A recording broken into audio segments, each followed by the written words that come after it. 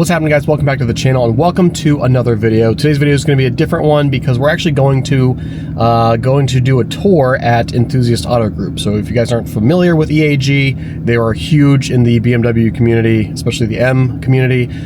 They're located here in Cincinnati, Ohio, and they sell some really high-end BMWs, specifically M cars. They have a lot of rare stuff. They've actually got like 5 or 6 different warehouses. So we're actually going to do a quick tour on hopefully more than one of those warehouses, just to kind of see what they've got in inventory and show you some really cool rare BMWs, because again, this is kind of a BMW slash, I guess now, Porsche channel. So I'm going to be doing a kind of a podcast there today with my good friend Greg, who runs the Collector Car podcast. It's one of the biggest car podcasts in the nation, so definitely go check out Greg and his channel. I'll have a link in the video description below. But we're going to see some cool stuff today. I'm hopefully going to just take you guys along for the ride. So I'm going to be kind of capturing a lot of the footage and a lot of the, you know, kind of special cars that EAG has to offer. So let's go ahead and take you guys over to EAG and get this video going.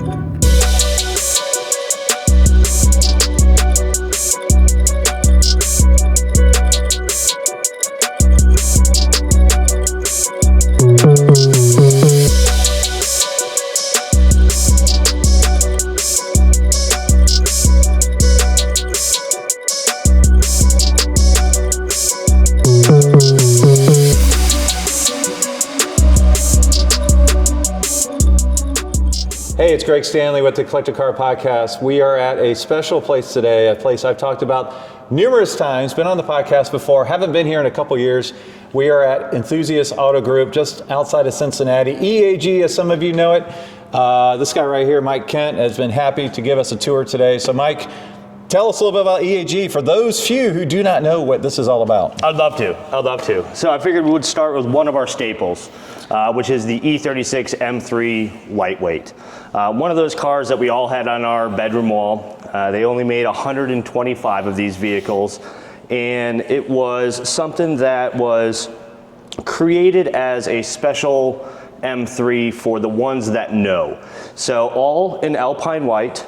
They are a lightweight version based on aluminum doors, based on some other weight shedding techniques that are very 1990s, as they only built these in 1995. It's an OBD1 S50, which they hand plucked out of the factory after being dynoed, and they took the highest performers and put them in this car. So just one of those really cool, if you love E36s, this is kind of the one that everyone wants. So the wheels, the flags, and then the modifications that you can do to them. So we're fortunate enough to have 4 right here. Now, wait, haven't you guys like worked on reconditioned the most of any place probably in the country? Around 70 to 75. So, that's a out high of the percentage. 125, yeah. So we have seen a lot of them, and we've seen them with hundreds of thousands of miles, and we sold one that had 40 miles. Right. 40. Yeah. That's it. So we definitely have a reference point. We definitely have seen what they can do. We've seen what can go wrong, and then how to approach what to do to preserve these vehicles, because that's what we want to do. We don't want to, you know, overhaul a car that has been left for dead. We want to take a car that is loved and preserve that feeling and be able to provide that again in the future. So now, is it true that the decals and the spoiler were like in the trunk, or is that a myth? That is a myth. There are parts though. So okay. you did get a different oil pan. You got risers for the spoiler. You got the front spoiler as well.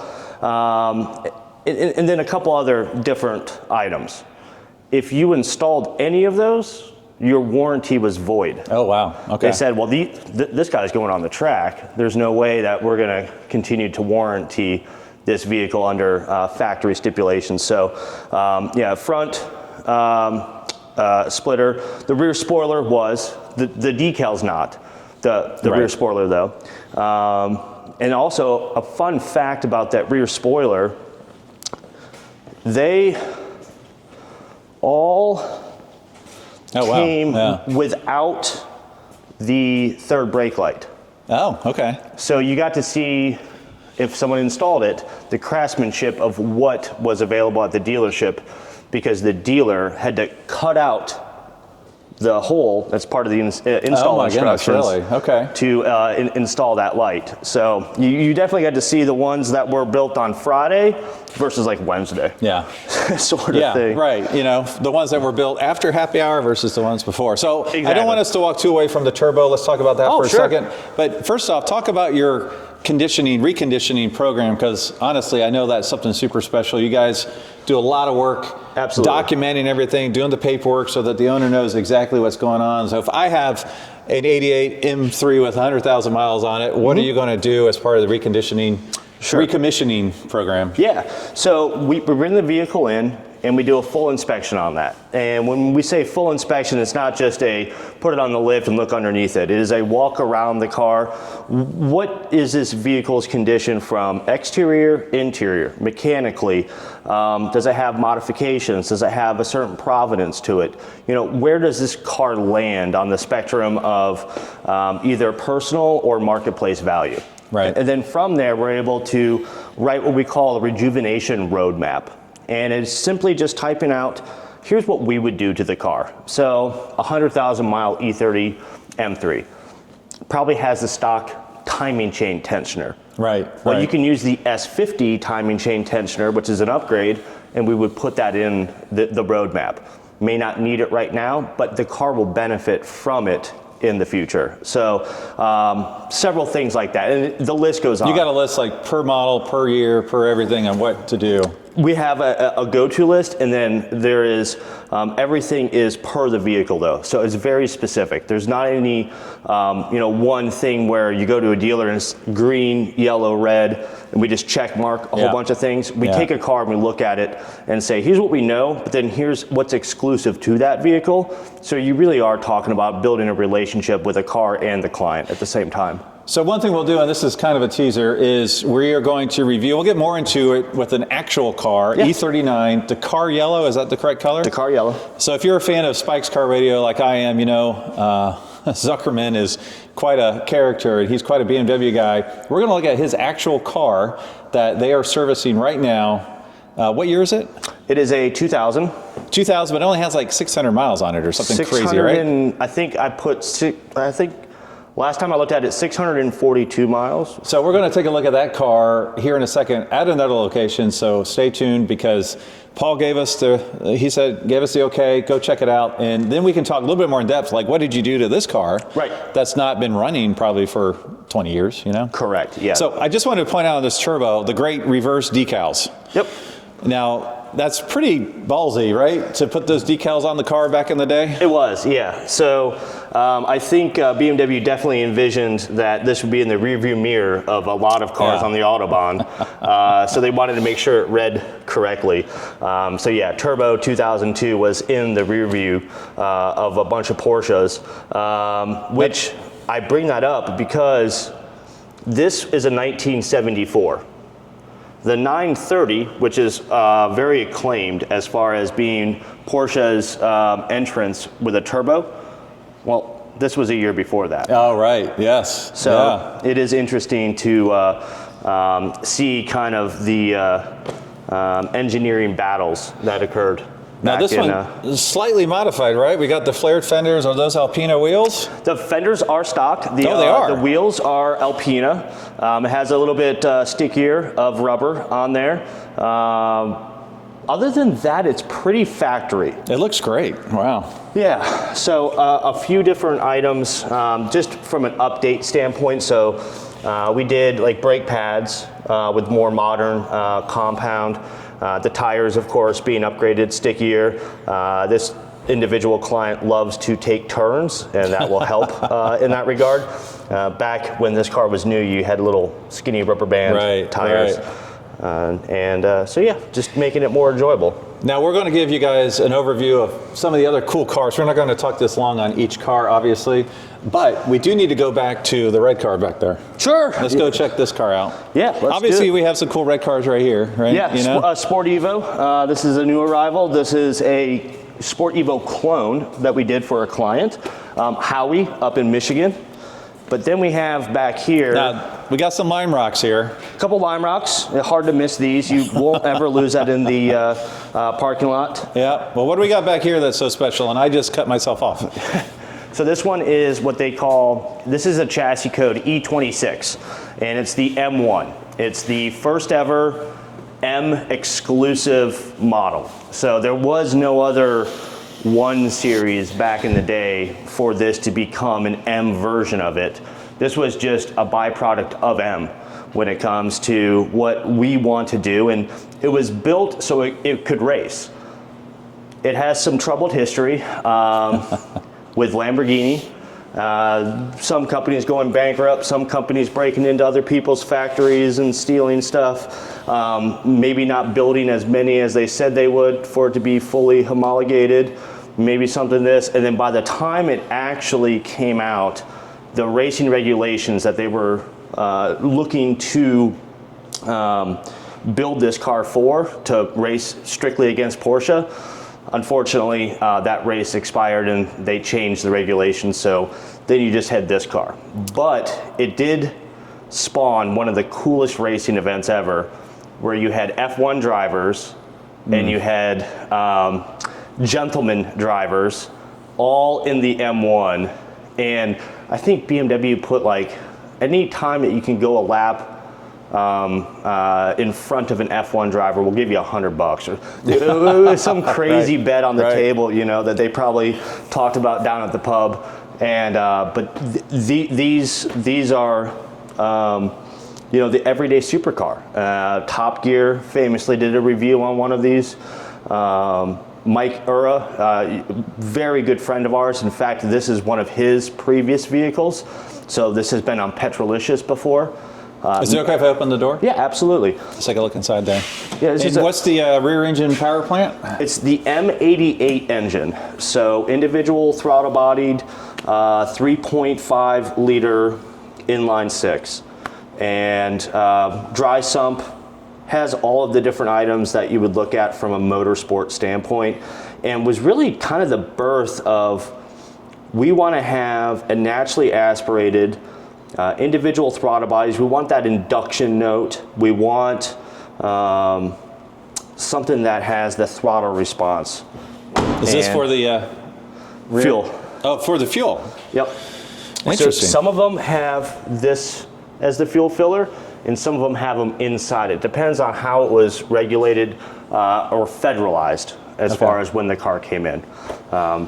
That's the difference between the two. But yeah, everyday supercar. And look, I mean, I can see driving it. I mean, you can't wear big old boots or anything because the footwell's narrow. Yeah, it's a little narrow and it's kind of off to the side. So let's go back to this Evo for a second, because I have a fun EAG story about this. Oh, sure.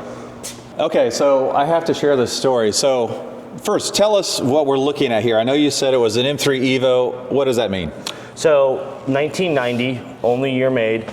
They made 600 of these. This is the Sport Evo. This is the last hurrah, so to speak, when it comes to the special edition M3s. It's a European only car and came with a whole lot of different items that, it's one of those if you know kind of cars. So the engine is a 2.5 liter as opposed to a 2.3, all the way down to these gaskets being specific to the Sport Evo. Wow. They just wanted a lower coefficient of drag, and they figured this was the best way to do it. And this car saw, you know, the E30 was the winningest DTM car that BMW ever made. And this was kind of their homologation when it came to a lot of different rules and regulations. Everyone knows the 190 Mercedes versus the E30 M3 battle that continually occurred when it came to DTM racing. I hate to say this, is this a factory or aftermarket piece? Factory. Here? That's factory? Yeah. Oh my goodness. Yeah. So that's the alarm? Yeah, so this is a car that came from Italy, and they did this, I believe, for insurance reasons. So this car was one of those ones where it was like in the Cosworth group, where if you stole this car, you could probably get away from the police. Right. So they didn't want people to continue to steal this car. So they implemented a additional mobilizer for these cars. If you go to the BMW museum, Just look if I open it. They also have one of those locks as well. Oh, okay. Look at those seats in there. So I'll give my my Eric Keller story as it relates to this. Eric unfortunately passed away way too young. Way too young. And I came here one day and he had to shake down one of these. Now, what's the price point on one of these? $240 is the price on this one right now. Okay. So he's like, do you want to go for a ride in an Evo? I'm like, yeah, sure, I want to go for a ride. And I'll insert the video here if I have it. I think I do. But he just tore the heck out of the car. Yeah. And because he's like, I got to treat it like my client's going to treat it, and I need to make sure it's going to work 110%, right? Or 100%. Yep. And so I have a video of me just giggling like crazy as we're turning around on one of these. So I'll insert that so people can see a little snippet of what it's like to run one of these at 10/10s. Yeah, if it was a little bit nicer outside, I would do the honors myself also. We'll come back for that. I was going to say, I have to have you come back. But yeah, Eric was really good for that, and being able to recognize that, look, if it's going to break, let it break on my terms. Right. Let me fix it, and let me provide a car for a client where they don't have to worry about that sort of stuff. And that's exactly what we continue to do with all of the cars that you see here. Now obviously, this doesn't need to be a 3-hour podcast, so let's not talk about the E39s, because you have a gorgeous red one here, you got a gorgeous silver one here. We're going to talk about Paul's over at the shop. Yep. So we don't need to talk about these two, but why don't you just pick out, I don't know, 2 or 3, 4 maybe cars that are super special back here that you feel like they would like to see or learn a little bit more about. Sure. I'll tell you what, let's just... we can weave through anything. We can climb over stuff. Let's weave through things, and I'll kind of point out things. Right. This is a F81 M3 wagon. They didn't make that, but it is swapped with an S55. Oh, wow. This is here for rejuvenation work. This is a sold GTS. This is going to be going out to California. Client's name is Terrence. He is a great client of ours. But here is a very special car. This is a E36 M3 GT. So British racing green exterior. The interior is what they call Mexico green, which you don't really see on many other cars. And this has a lot of items that came from the lightweight, didn't come from the lightweight, uses items that the lightweight also shares. As far as like front spoiler, in the interior, you'll have that carbon fiber with a red sort of thread in it. The wing, the wheels are specific to the GT, but it also, of course, has the S50B30 Euro engine. So not the US spec with the big manifold and 1 throttle body. It has 6 throttle bodies. Oh, wow. Okay. A little bit more horsepower and designated for the European market. 356. Of these were made. So they're legal to import? They are now, yeah. Okay. Yep. What about the, I see a nice little M5 up there. That's what, an 88? That's an 88. So all US spec E28 M5s, which are going to be the first M5 that people recognize. There was also an E12 out of South America where they had a M designation to it. But universally speaking, the US spec M5 started here, only made in 1988, only black, only tan interior. Those are not the factory wheels? Those are not. That is a project car for a client that has several other cars with us as well. That's probably not the best representation as far as what that car can be. We have a 40,000 mile one, we have a 70,000 mile one. That has 190,000 miles on it. I rode on my first one a couple weeks ago, and the guy called it the Ferrari killer, and he showed me why. And this is on the wet streets outside of DC. I actually had the thought, this is how I'm going to die. But it was amazing. Yeah, no, that car right there, I mean, they did a lot of the, back then, magazines were where you found a lot of the information. Right. We didn't have podcasts like this or anything. And the numbers for this car were Ferrari level, if not beating Ferrari level, but also having 4 doors. So you could go home to the wife and say, I got a very sensible family car. Yes. Look how many doors it has. No problem at all. All right, what's next? So where are we to next? Sure. Is that also Dakar yellow? That is also Dakar yellow. So that's going to be the color that you see on Paul's M5. Okay. So let's go down here. I really like the fact that we work with BMW and M cars of everything. So this is a late model E30 M3 US spec car. This is a sold car that we used to have in inventory. It is going out to a client here as soon as the roads clear up and I feel comfortable about taking it to conditioning. It will receive those services. But then also right next to it, we have an M4 CSL. Oh yeah, wow. So, you know. You can make the front look good. Yeah, yeah. You know, it is a very polarizing look in color in car for special edition. You know, right, you have right. red over here, black murdered out here, yeah. Red stripes that go here, but then also over there.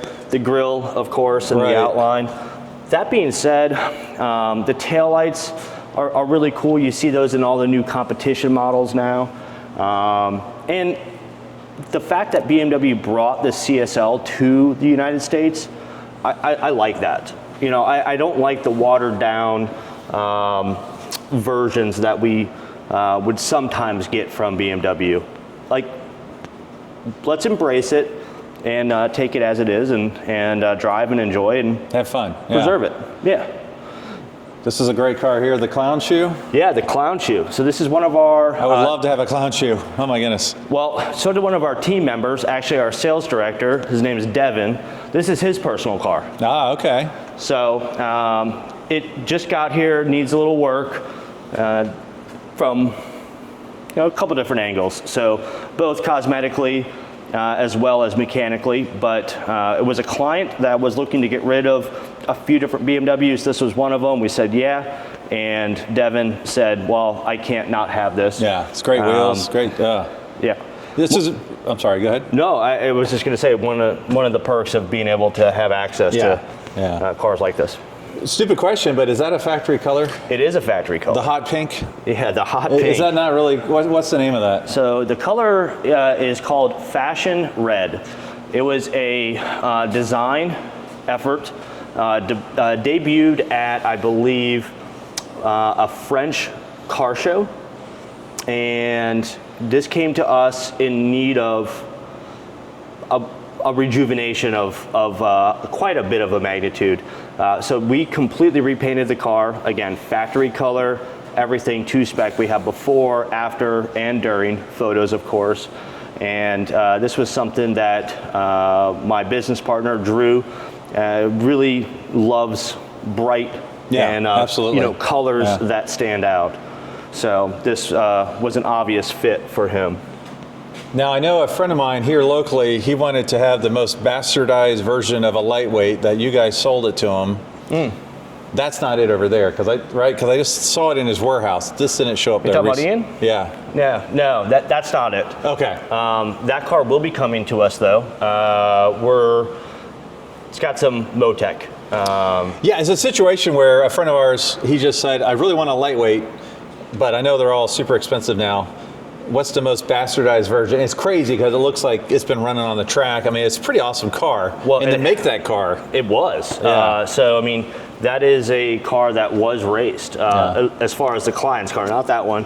That one was also raced, but that's not one of our vehicles. That is a client's car. Okay. But yeah, Ian's is the same way. We'll be bringing that in and doing services on it. This is really cool. The Z8, I don't know if you've talked about the Z8 before. A little bit, yeah. Okay, yeah. The 507 homage vehicle from a design standpoint, Henry Fisker. One of the most timeless vehicles. Like, can you picture driving up to your neighbors and them saying, oh, that car is 23 years old? You know, it's funny, these have aged tremendously well. Right? When they first came out, honestly, I wasn't a fan. But now, like, I want to get a shot of the interior. Is that okay? Sure, yeah, no Because problem. it's such an iconic interior Yeah. and beautiful. The whole car is. Now, I know the Alpinas were automatic only, different engine. Is that correct? Correct. Yeah, so the Alpina is going to have what they call the M62TU engine. So technology update is what the TU stands for. And that's the 4.4 liter V8 found in like the 540 or like the X5 of the era. Right. Where all of the Z8s from BMW have the S62. So that's going to be the approximately 5 liter V8 from the M5. All Z8s are manual transmission from BMW and automatic transmissions from Alpina. Top Gear, again, I'm using them as a reference, but I grew up watching them. Jeremy Clarkson did a good review of the Alpina, saying they didn't take this as some sort of vehicle that needs to be raised up to an 11 from a performance standpoint. Right. This is the kind of car that you want to take down to PCH, down the boulevard, and you want to put the top down and cruise in comfort. So that was Alpina's approach, where BMW's was, how do we create something that provides an experience? And that's why I like it so much. The Z8 is a vehicle where you're in a BMW when you get into it, whether that be how it feels or how it smells, but the sights are a little bit different. You have a speedo and a tack off to the side. You have to twist a key and then push and hold a button. Back before pushing a button to start a car was really popular. It also has, again, an homage to the 507. I mean, this right here is so much. 100%. Yeah, the side gills right there. That being said, preserving these cars does take a lot of effort. So take the side gill, for example. This is a fiber optic cable that runs through here for the turn signal. Okay. That is something that, I don't know many dealerships nowadays that have that. That are able to bring this in and say, oh, I know how to do that. We've replaced 20 plus. Where do you get them? Or is that a secret? From BMW. Okay, they still have a few. From BMW. We just know how to get them and all that. Which is the better engine? I like the S62 more. Is that, which one? That's this one? That's this one right here. Yeah, it's a higher output. So on paper, they say 400 horsepower. It's a little bit more reliable in my opinion too. I normally find like the M engines don't have the mass-produced issues that some of the other BMWs that have, tens of thousands of engines that are built and going across multiple models. Sure. Those internal items. So specifically speaking to the timing chain, when it comes to the V8s of this era, yes, the S62s do have some issues, but not nearly as prevalent as the M62s, at least in my experience and what I've seen. That and the sound that it makes is pretty incredible. And especially if it has headers. Oh, wow. Okay. So BMW, funny, weird thing that not many people know, BMW had specific headers for the S62 for the M5. Oh, wow. And they gained 50 horsepower. Oh, my goodness. On their dyno. And they said, this is great. However, manufacturing those was an issue. Whether it was a supplier, whether it was a process that would have held up things, something did not work there to where they had to scrap the idea of using specific headers for that engine. So they used the non-M headers from the V8s on the M engine. Okay. So immediately you could pick up around 50 horsepower just by putting. See, that's the stuff your local places are going to know, right? Right. That's why you go to EAG. Just do it right, guys. Yep. Tell me what I owe you and call it a day, right? I mean, so one and done. I thought we were going to head to the to Paul's car at this point. Sure. But I see this M6 back there. We should probably talk about the M6. Sure. We can absolutely talk about. Is there anything else you wanted to talk about before we move on? Well, I can, oh, okay. Adam's pointing up there. Yeah, there's a Santorini Blue E92 with some choice upgrades. This is one of our personal vehicles in the EAG collection. We like to have one of kind of each. Right. Because we love them, but then also it's one of those things where we practice what we preach. Right. Like, we love the V8 M3, the last naturally aspirated, just M3 version. Even though it was a V8 instead of an inline six, which was controversial back in the day, I think we've all gotten past that as the turbo versions come out and some aesthetic changes. Everybody wants the non-aspirated if they can help it, right? Correct. Especially the last of. The last of it. Or one-offs, you know? Yeah, this one right here, I mean, this color is incredibly rare. So, again. Is that after factory exhaust? Acropo. Okay. I don't want to even pretend like I know how to pronounce it. The Acra exhaust. Okay, yeah, it looks aftermarket, yeah. All right. Yep. So this is a E24 M6 client's car. He's a local client. We're inspecting the car right now and discussing with him different options that we're able to offer him, whether that be servicing the car, keeping the car, or whether that be servicing the car and representing it for him to sell, or hey, should we put it up for auction and allow the community to participate in the chance to own something like this. What's the mileage on this? This one has, I believe, around 80 or so thousand so miles. Well, 50? Okay. Used and enjoyed appropriately. Yeah, I mean, not too many miles for the year or the age, but definitely enough to where it's been around the block a few times and identified and making sure that there's nothing looming underneath. Every time I want to cut off, I realize we got an M5 wagon up there. Yeah. Adam's pointing to something else in the back here. Okay, well, let's two more cars maybe? It is difficult to leave here. So this is an E34 M5 Touring. This is a European only car, but it does have the S38B38 engine, so the 3.8 liter. And whenever you hear S38, that means that's the engine, then B and whatever number afterwards is the displacement in liters. So S38B38, it's the big inline six. It is a kind of an in-between year range car. We fully rejuvenated the vehicle, rebuilt the motor. Munich Legends also owned this, serviced it for pretty significantly back in early 2000s. And yeah, we have it here. It's been on display at the vintage event for several years in a row. The client brings it here, and we make sure that he continues to be able to enjoy it. The only other than stock upgrade would be the muffler back there.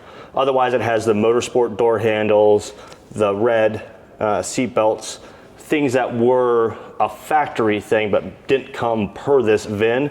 He wanted everything. So if you're a fan of under chassis shots, I think Adam just got a bunch of them, so thank you, Adam. Yeah. All right, now what's the last one here? We got to call it. We got to get to Paul's car. What's the last one here we got in the corner? So a good place to stop, E90 M3 CRT. Oh. So this is a product of BMW showcasing carbon fiber technology, as well as creating a special edition M3 with the GTS sort of mentality towards it. So it does have the 4.4 liter S65, so the higher displacement, more torque, a little bit more horsepower as well. The interior, of course, is different. Very different. The rear seats are fun to look at too, because those are also buckets. Commonly, the M5 CS has those buckets, but they did it here before that. And before that, they did it in other cars. But very cool car. It is, non-sunroof, any sort of areas they could shed weight, they would. And then these Melbourne red painted items are an actual factory upgrade. So everything you see here, this is as the CRT was delivered, if you were to buy it new. I could get this number wrong. I'll get yelled at by Drew, but I believe they made 57 of these total. Yeah. and there's 3 in the country. Wow. We were amongst the few that brought them in, so they are on the list of cars that you can import as long as you federalize them. It took a long time, about 2 years after we bought the car, to be able to get the keys to the car. Wow. A lot of it had to do with the fueling system, which is just going to be different from Europe and United States, but here we are. All right, well now let's go to the other location and look at Paul's Dakar Yellow E39, okay? I look forward to it. Let's do it. Okay, this is the Dakar Yellow car that you've heard so much about. I'm a big fan of Spike's Car Radio. I love Spike, I love Paul, I love Johnny. Johnny's been on the podcast a few times. Spike's been on it once. So they've been great supporters. Hope to get Paul on one day, we'll see. But yeah, this is Paul's car. He's mentioned it many times on the podcast. Tell us a little bit about this car, and mostly like, all right, you got it, it has 600 miles on it. What does it take to get it to where you know you can run and drive it hard every day? Sure. So excellent point. Talking to Paul, he wants to drive this vehicle. You know, this is something that he thought about and was in his mind back when these cars were new. This is his opportunity to enjoy the car. So we looked at it from that perspective. You know, what can go wrong? How can we mitigate that to where it is a new car experience? And a lot of that has to do with anything that's living and breathing. So we're talking about rubber lines. We're talking about the fuel pump assemblies that have been in the same fuel for however long they were. So this vehicle received completely updated suspension from a bushing standpoint. The dampeners are actually fine, but things like rear control arms, the boots will tear and then grease will seep out. Well, when grease seeps out of something, moisture can get in there, and then all of a sudden they rust, and then all of a sudden you get slop back there, and then you get a clunk, and then, you know, it cascades downwards. This vehicle does not have that issue anymore. So the toe links, the rear control arms, the subframe bushings, even the, well, you see that has a upgraded exhaust now. I was wondering about that. Yeah, definitely upgraded exhaust. So tell me, usually the 3 parts of a car that are the first to go would be the tires, the battery, and the exhaust. Sure. So is this exhaust salvageable and it's on a shelf somewhere? Yes. Or, oh good, that's the answer I wanted. So every single item that we took off this vehicle has been retained. So if Paul wants a big tote full of all of the original parts to remain with the vehicle as far as a provenance standpoint, we're able to do that. Paul and I have worked together before on many other M5s. You may have seen him, his Alpine White with Magnus Walker. That was an M5 that came from us as well. And this is kind of his stapled modifications. Right. Where he's saying, I love the way that this car drives. I don't want to change the way it drives. I just want to enhance certain aspects of it. You know, let's make it a little bit more visceral with the exhaust. Let's put a front strut brace. Let's do a rear sway bar. Things like that, that just are behind the scenes. It doesn't overpower anything. It just enhances inherently what the car does really well already from the factory, but just does it a little bit better. So as you can see, new Michelin tires, of course. The original tires were not going to pass anyone's standards. All the way to valve cover gaskets, crankcase vent hoses, pretty much anything you could think of in the engine bay that would have been heat cycled, you know, because the car has 600 miles, but was it started and got to operating temperature in someone's garage and then they just turned it off?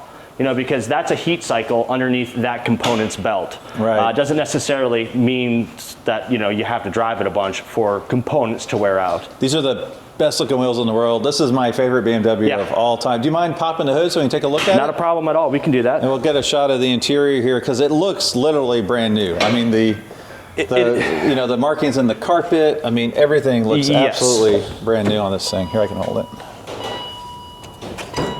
How does the exhaust note sound compared to the factory? I would say call it 35%, a little bit more aggressive. Okay. And that's under load. Right. So cold start, idle, things like that. Not anything really too egregious, but under load it just has that, you know, on ramp. You're feeling a little bit more. So intake. I think real quick. I think Adam's in love with the interior here. So I noticed we got extra strut on. That's just for stability and strength. Is that right? Correct. Strut brace up Now, front. was there a factory one that went here in those same drill holes? No. Or did you have to? Is this all custom? Well, no. So this is Dynan's product. What you do is these are the stock mounting nuts for the front struts. You remove those, and then you can put that on top of it. So the plates are on top of it. It is a multi-piece unit to where you can make sure that it is adjusted so it's in the center as opposed to off to the side. A couple carbon fiber touches? Yeah, so we worked with Even Shuri on this one. You know, we do Dynan a fair amount on E39 M5s. What we didn't want to do is modify any existing original part. Right. So with the Dynan intake, it is an extremely well-designed product, but you have to remove the bumper and modify a few things. With this being 600 miles, we talked to Paul, and he's like, I want a better intake note and a little bump in horsepower and sound. So we said, let's do this, and we actually installed this in our own way to where it doesn't modify any existing thing that you can't reverse. It looks super cool. Yeah.